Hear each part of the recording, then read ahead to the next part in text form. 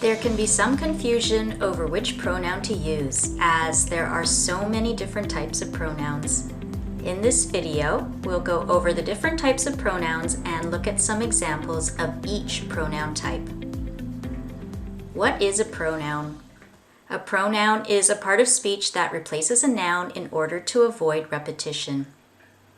As you saw earlier in the module, pronouns are mostly used to avoid repetition of names, places, things, ideas, etc. For example, instead of saying, Daniel is an old colleague, Daniel works for Mayor International, Daniel runs the data security branch of the company, I would say, Daniel is an old colleague who works for Mayor International. He runs the data security branch of the company. Besides doing this, they also ensure that pieces of a sentence and a paragraph relate to each other. In other words, they help make your sentences and paragraphs easy and fluid to read. For example, my co-workers agree that there is not enough regular communication between departments. This sometimes leads to confusion when making decisions. Here, the this refers to the fact that my coworkers believe there's not enough regular communication amongst the departments, and it links the two sentences together. Therefore, we can see that in writing and in speaking, knowing pronoun usage is essential. From the chart, you can see that there are 7 different types of pronouns: personal pronouns, demonstrative pronouns, interrogative pronouns, relative pronouns, indefinite pronouns, reflexive and intensive pronouns, and reciprocal pronouns. Of course, you've used them all before, but let's look at each one in more detail. Personal pronouns are summarized in this chart. Subject pronouns, which means they can replace subjects in a sentence, like, they're working on a solution. Object pronouns, which replace objects in a sentence. My boss has given me a deadline. And finally, possessive pronouns, which include both possessive adjectives and possessive pronouns. Instead of saying, it is Anna's desk, we can say, it is her desk, using a possessive adjective. Or we can use a possessive pronoun. It is hers.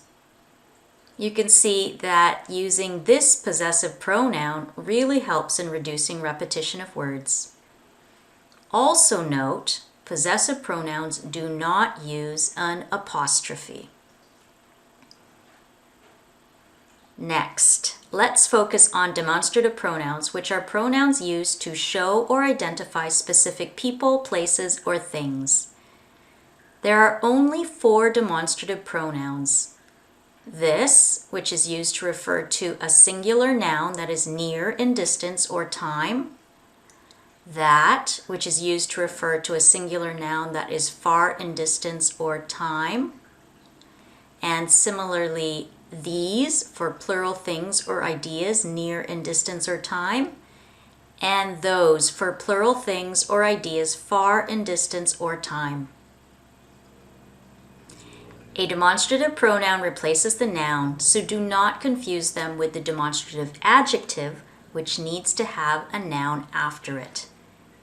This laptop belongs to Gia. We could instead use the demonstrative pronoun, this belongs to Gia. A few more example sentences of demonstrative pronouns can be seen here. Where did you get those? These are highly important documents. This needs your immediate attention. Let's move on to interrogative pronouns, which are used to ask questions or to gain information such as who, what, whom, whose, which, etc. Who purchased the software? To whom did you address the letter? Which courier did you use? A note about whom. We use whom when the pronoun is the object of the verb.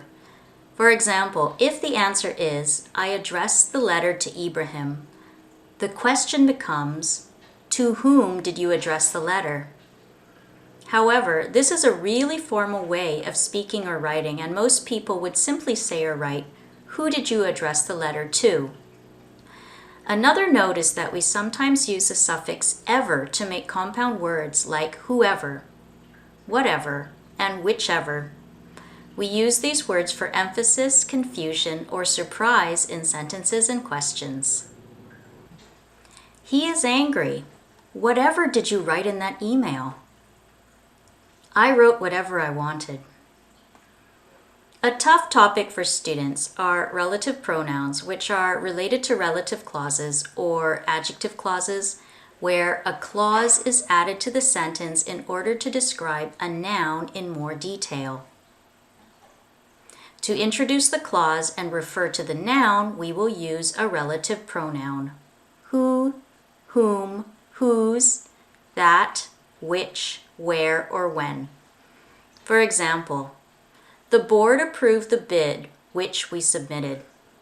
Which we submitted is the clause that describes the bid in more detail. That's the coworker whom I told you about. The boardroom is the place where we're meeting. Indefinite pronouns are used to refer to an unspecified person, place, or thing, which is why we use the word indefinite to talk about these pronouns. There are many of these pronouns, but here are a few examples. Any, anybody, anyone, anything, anywhere, some, somebody, someone, something, somewhere, and none, nobody, no one, etc.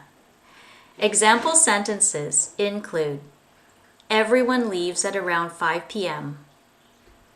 There is something strange about this machine. No one understands the new office policy.